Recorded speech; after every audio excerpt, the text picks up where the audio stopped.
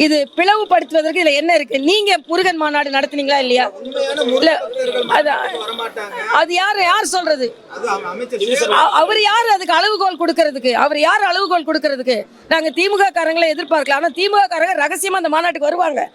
முருகன் மீது அக்கறை கொண்டவர்கள், முருகன் மீது பக்தி கொண்டவர்கள் நிச்சயமா வருவாங்க. ஏன்னா இது முருகன் பக்த மாநாடு தான்.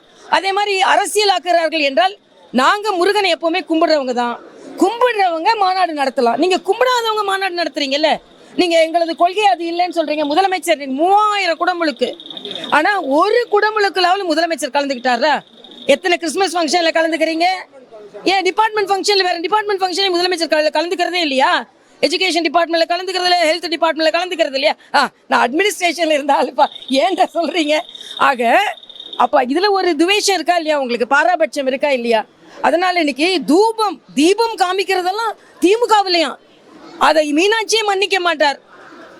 ஏன்னா தீபம் எல்லாம் மக்களினாலே ஆயிரம் ஆண்டுகள் எல்லா கோயில்களும் நடந்து கொண்டு இருக்கிறது. எல்லாத்துக்கும் ஸ்டிக்கர் ஒட்டுவீங்க. நீதிமன்றம் ஒரு தீர்ப்பு சொன்னா அதுக்கு ஒரு ஸ்டிக்கர், மத்திய அரசு திட்டம் கொண்டா அதுக்கு ஒரு ஸ்டிக்கர். இன்னைக்கு கோயில்ல உள்ள தீபத்துக்கும் நீங்க ஸ்டிக்கர் ஒட்டுனீங்கன்னா கடவுள் மன்னிக்கவே மாட்டார்.